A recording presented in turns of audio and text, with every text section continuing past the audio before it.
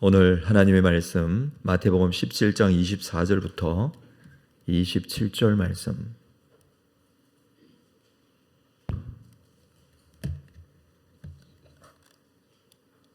마태복음 17장 24절부터 27절 말씀을 한 절씩 교독하겠습니다. 가브나움에 이르니 반세겔 받는 자들이 베드로에게 나와 이르되 너의 선생은 반세겔을 내지 아니하느냐?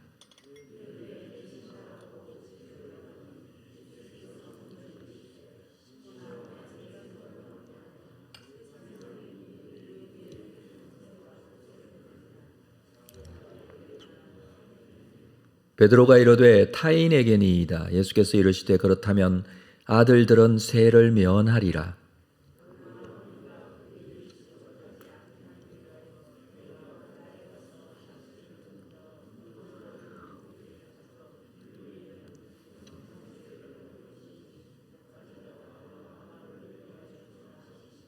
아멘. 이제 예수님께서 갈릴리 가브나움으로 오셨습니다. 예수님의 행적을 쭉 따라가면 이 지금의 이 가브나움에서의 사역이 예수님의 마지막 가브나움에서 사역이 됩니다. 그동안 북쪽 지방이었던 빌립보 가이사라 지방 그리고 헐몬산까지 그렇게 다녀온 예수님이 갈릴리 지역의 가브나움, 원래 예수님께서 이 사역의 근거지로 삼았던 곳입니다. 자, 이곳으로 오셨는데 이곳에 오셨을 때에 성전세를 받는 사람이 베드로에게 너희들의 선생의 성전 세금을 내시는가? 라는 질문을 하게 됩니다. 24절에 보면 가브나움에 이르니 반세겔 받는 자들이, 이 반세겔 받는 자들은 성전세를 거두는 사람들입니다.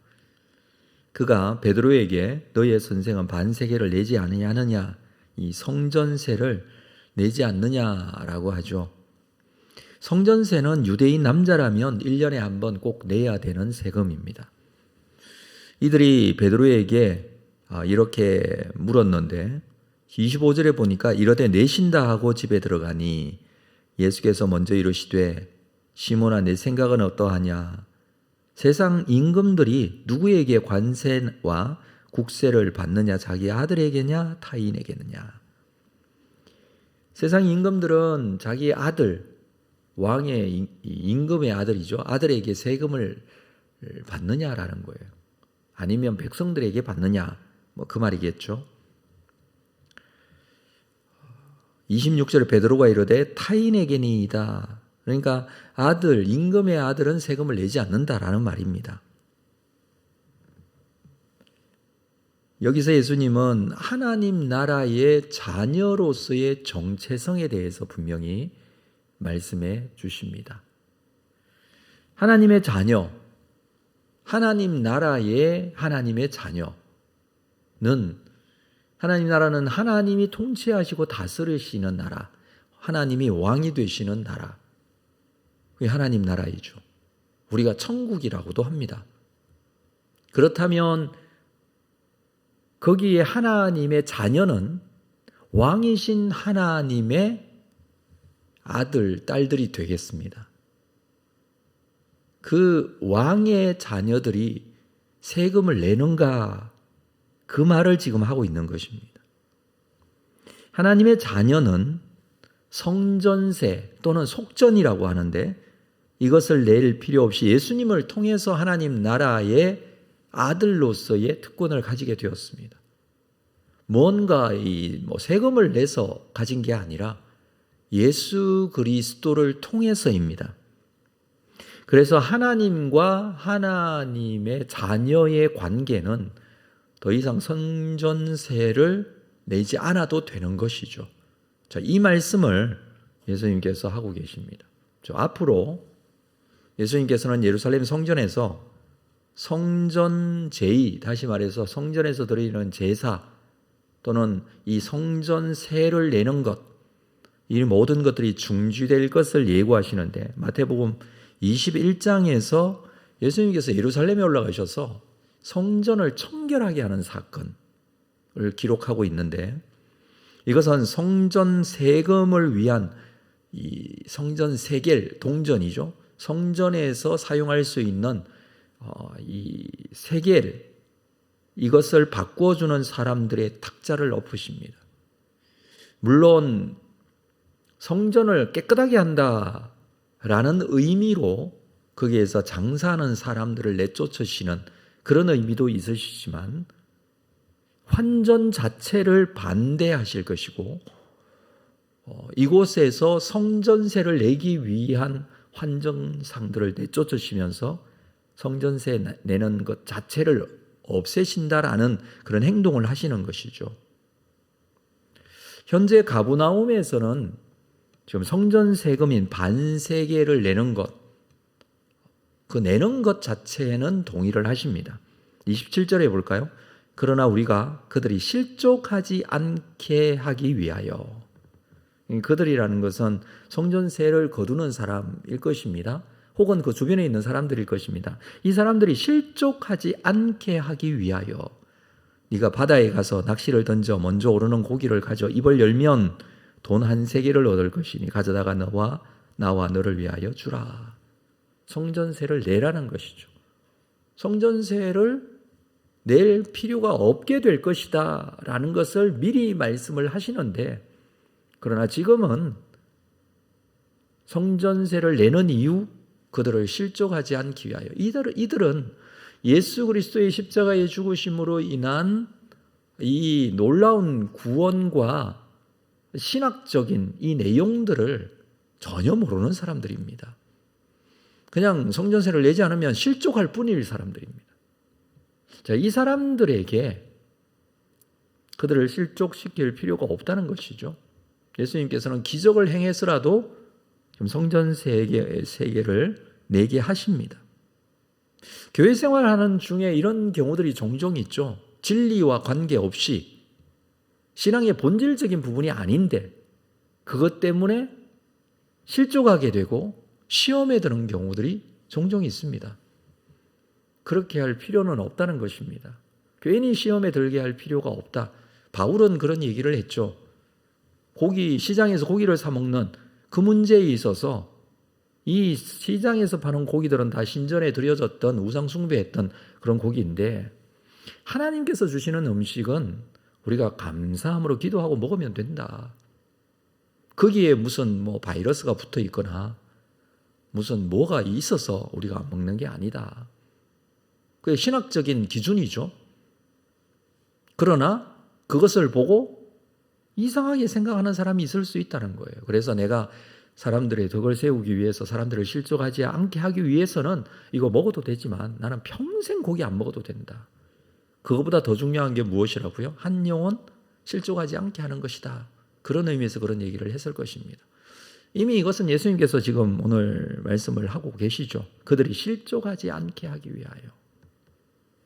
우리가 신앙을 주님 앞에 올바르게 세워가면서 한 영혼 한 영혼에 대한 관심과 마음을 가지는 것이 참 중요하다고 생각합니다. 자, 그렇다면 왜 성전세를 내게 되었고 왜 예수님께서는 이것을 낼 필요가 없다라는 의미로 말씀을 하시는가라는 거예요.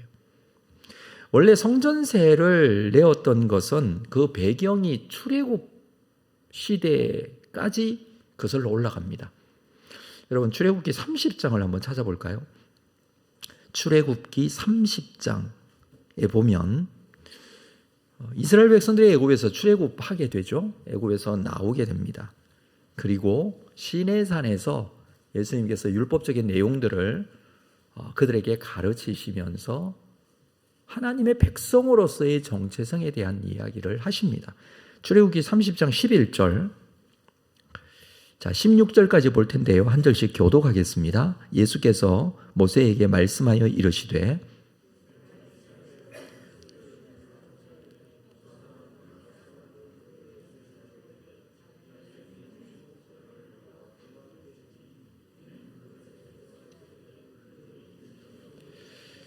자, 여기 보면 자기 생명의 속전을 여호와께 드리라 라고 합니다. 13절 무릇 계수 중에 드는 자마다 성소의 세겔로 반 세겔을 낼지니 한 세겔은 20게라라. 그 반 세겔을 여호와께 드릴지며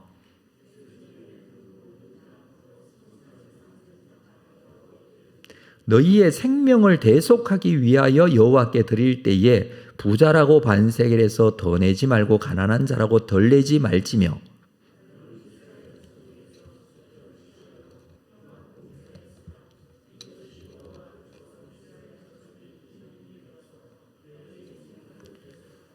자, 생명을 살리신 것을 생각하고 속전을 내라는 것입니다. 이 성전세라는 것이 그런 의미가 있습니다. 그리고 이 성전세로 성전이 운영이 되어집니다. 그러니까 하나님께서 이스라엘 백성들을 구원하셨죠. 그 구원하신 것에 대한 세금이라고 할 수 있습니다.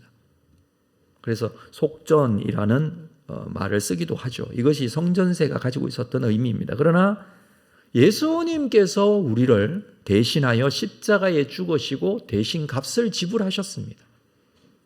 이 값을, 생명을 살리는 값을 예수님의 생명으로 대속하시고 그 값을 지불하셨죠. 이것을 대속이라고 합니다. 그래서 하나님의 자녀가 된 우리는 이런 성전세나 속전을 낼 필요가 없습니다. 이제 그리스도의 죽음과 부활로 하나님의 자녀로 성전 없이도 하나님과 교제할 수 있습니다.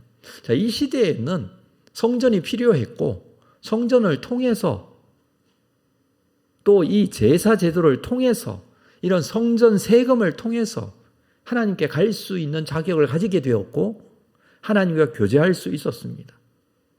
전체적인 의미로는 하나님께 나아간다라는 의미로 같은 의미가 있지만 그 내용은 전혀 다르다는 것이죠. 우리가 하나님 앞에 나아가는 이유가 무엇입니까? 여러분, 우리가 신앙생활 하는 이유가 무엇입니까? 천국 가기 위해서입니까? 열심히 해서 천국 가고자 합니까? 이미 예수 그리스도께서 우리를 대속하셨다고 했죠. 이 사실을 믿는 자마다 하나님의 자녀로서의 권세를 가지게 될 것이고 자격을 가지게 될 것입니다. 이미 그것이 내 믿음 가운데 있다면 우리는 하나님의 자녀로서의 확신과 믿음을 가지고 살아가는 자들이에요. 뭔가 이루기 위해서 뭔가 이거 열심히 해서 천국 갈 수 있는 혹은 천국에서도 좀 좋은 자리 갈 수 있는 그것을 얻기 위해서 우리가 신앙생활하는 건 아니라는 거죠. 이 은혜에 감사하며 감사함으로 예배를 드립니다. 감사함으로 감사헌금하죠. 감사함으로 11조도 합니다. 어떤 사람은 이게 세금이라고 얘기를 하더라고요. 성전세와 같이. 11조는 세금이 아니에요. 모든 헌금은 감사함으로. 우리의 신앙생활은 하나님께 나아와 하는 감사의 생활. 감사하기 때문에 하나님의 뜻에 순종하고 사는 것입니다. 그래서 우리의 신앙은 현재 예수님의 대속으로 인한 구원에 대한 감사, 하나님의 자녀로서의 분명한 정체성을 가지고 하나님의 자녀로서의 삶을 살아가는 것입니다. 이런 감사함으로 하나님께 나아가시는 여러분 되시기를 주님의 이름으로 축복합니다. 하루를 사시면서도 일상생활 속에서 나에게 진정한 감사가 있는가? 이것을 우리가 돌아보아야 되지 무언가를 얻기 위한 것이 아니라는 사실을 기억하고 하나님의 자녀에게 베풀어 주시고 함께 하시고 인도해 가시는 하나님의 놀라우신 은혜가 오늘 하나님께 가까이 나아갈 때에 하나님께서 찾아오셔서 말씀하시고 하나님과 깊은 교제가 이루어지고 하나님의 음성을 듣고 그 뜻대로 순종하는 귀한 은혜가 우리가 있어야 될 줄로 믿습니다. 오늘 하루의 삶을 통해서 하나님께 영광이 되는 귀한 삶이 되시기를 주의 이름으로 축복합니다.